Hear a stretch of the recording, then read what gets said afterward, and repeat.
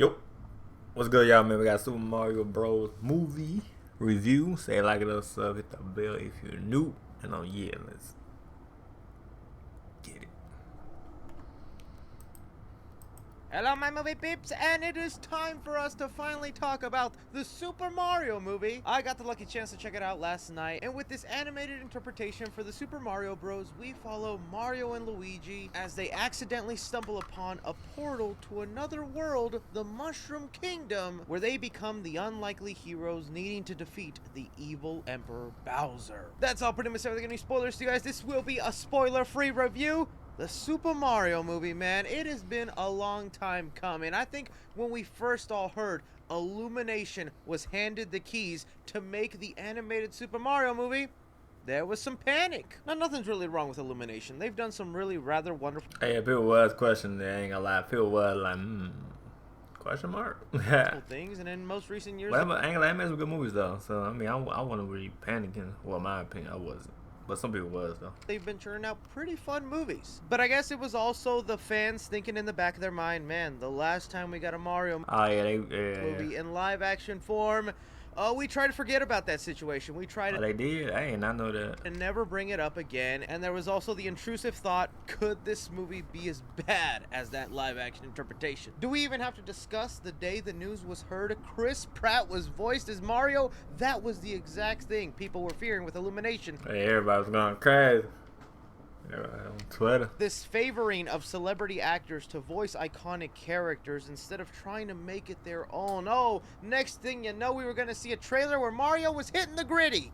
This is one way to hit the gritty. Oh, we were in panic mode for sure, but everything got turned around the minute we saw that footage. I don't know what voodoo magic they pulled off, but the Super Mario movie looked absolutely incredible. So now, finally bringing it to me having seen it myself, Mario fans, I cannot wait for you to experience this movie. And look, I'm going to be completely fair about the good and the bad of this movie, but... The bad? There's some bad in this shit? I know it's gonna be some good. I mean, it's some good, but I know it's gonna be all good. Right now, there is so much good to talk about. I was just saying, this movie looks incredible, and on the big screen, it is just mesmerizing. What Illumination and Nintendo were able to pull off here in terms of the visuals is just outstanding. Sure, it's extremely faithful to the games, but it doesn't feel just like a direct copy of it. They brought to life the Mushroom Kingdom in a very unique way where it feels lived in. Yeah. There's an actual atmosphere to it, and there's almost like a new uniqueness to it, although it looks extremely familiar to what we would all think the Mushroom Kingdom to be. And because the visuals in here are so pretty to look at, when it comes to the action sequences, you are just in utter awe. It's all handled in such a fun and engaging way, you can't help to have but the biggest dumb smile on your face, and I think that's what it'll be like for most Nintendo and Mario fans. As you're watching this movie, you're just gonna catch yourself with the biggest smile, your mouth will be open, eyes wide, and some people might feel this. I felt this a couple of times throughout the movie.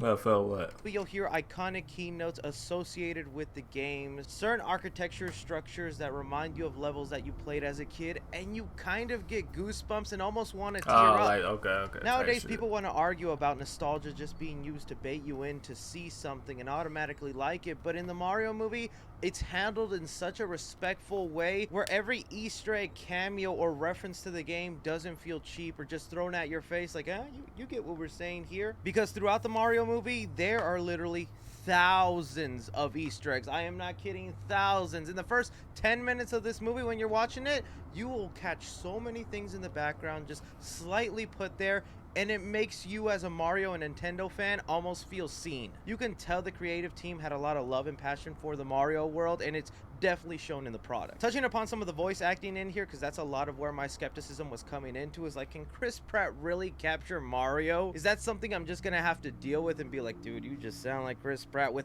a tiny bit of a Brooklyn accent? And I'm not joking or exaggerating. Chris Pratt wasn't just passable. He was actually great as Mario. Within like 1 minute of him speaking as Mario and acting in character, I wasn't thinking about Chris Pratt. I was thinking, that's Mario. I might have been a little too harsh on Chrissy Pratt because he does enough in in there Okay. to make the voice his own. Charlie Day, to me, I thought also did a fantastic job as Luigi. Anna Taylor-Joy as Peach as well. Big standout Toad Keegan-Michael Key. But probably the one that did the best job of them all is Jack Black as Bowser. The boy had a lot of fun with the role. It wasn't just him being loud, grungy, and sounding evil. Bowser's got a musical sequence in here and too. Nothing that'll take away from the movie. They're very short, but I will say that song is catchy, man. People are going to be singing it after this movie. The other thing I found myself really loving about the Super Mario movie is the way they were tackling the world building. Because they have had decades upon decades of different Mario games where they can pick and choose what they wanted to be played out in the movie. And from the trailers, you have already seen a little bit of what they've done. They've included the mystery blocks in there that once you punch them, an item pops out and it gives you a special ability. The way they tackle and explain the way the abilities work within the Mushroom Kingdom, I love, because it was handled in a way where it's faithful to what happens in the video game, but it also doesn't create this sort of overpoweredness or super ridiculous factor where these people live in a world at any time they can put on a fireball suit or go flying in a raccoon suit. And even specifically with Princess Peach, they do something with her backstory that just leaves the door open for endless possibilities in the Mario world. It felt like, yes, we want to be faithful to some of the stuff Is it post-credit scenes? you've seen in the games, but in this world, we have to advance these characters. We have to give them development. We have to give them origins. And I thought the way the movie was handling the setup of all that kind of stuff was really well done. Truly, I think if you grew up with Nintendo and Mario, you are going to be over the moon with this movie. There's so much they do in here for the fans of the world that it's kind of hard not to appreciate. With that said, let's move over to some things I was mixed or negative about. Before I even go into talking about this stuff, I do want to mention, after having seen the movie and the way it left me so happy, giddy, joyful inside, I was surprised to see some people being kind of harsh with this movie. Even in my own theater, as I was walking out and hearing some of the press conversations of older people, I was hearing things like, oh, it was a little too goofy for me. It felt like one big music video. Someone else saying, yeah, this is definitely a kid movie, like that's a really bad thing. And I feel like you just have to be a real grouch inside to be upset with this movie. Because yes, I'll admit, there are some things about this movie where you're like, that could have been handled better. Starting off with the pacing of this movie. And this is something I'm mixed on because the pacing of this film just moves super duper fast. Like at a whip. Wait, dude? I mean, some people like that shit though. Flash pace. Some people like fast pace. There is not a dull moment in the Super Mario movie. It feels like it was made for people with a short attention span. I mean, yeah, that's what I was saying. Like, some people like fast pace. They don't like that slow shit. Well, some people don't, but because yeah. they are constantly moving the plot forward and then it just ends. It's only an hour 30 minutes long, but to some people it's gonna feel like an hour. And when you have such a fast I'm looking for my brother Luigi. He looks exactly like me, but tall and skinny and green.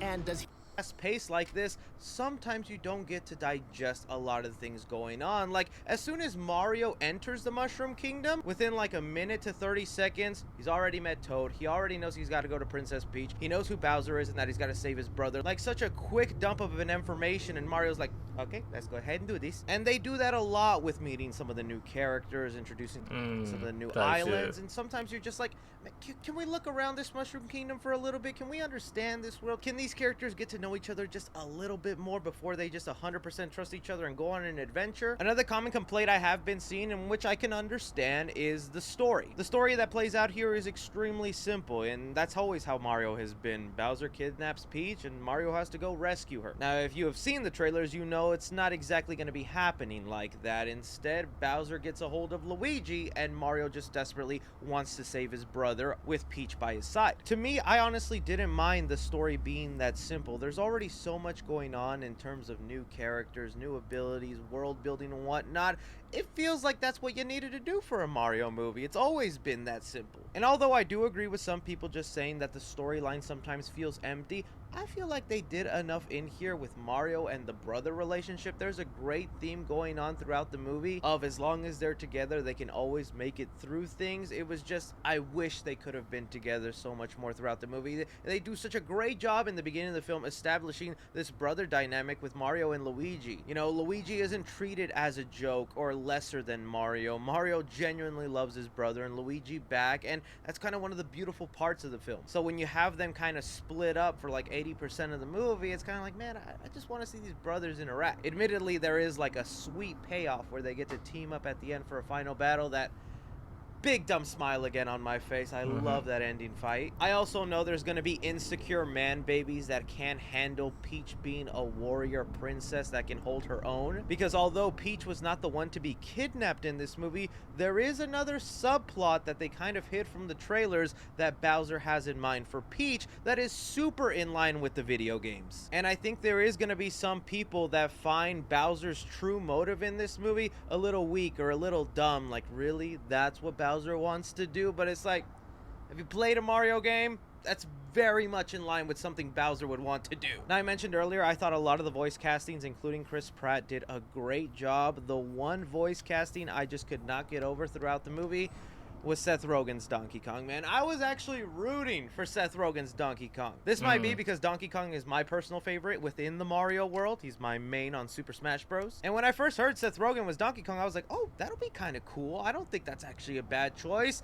But Seth Rogen does what we feared Chris Pratt was going to do with Mario. It's literally just his voice. Just Seth Rogen.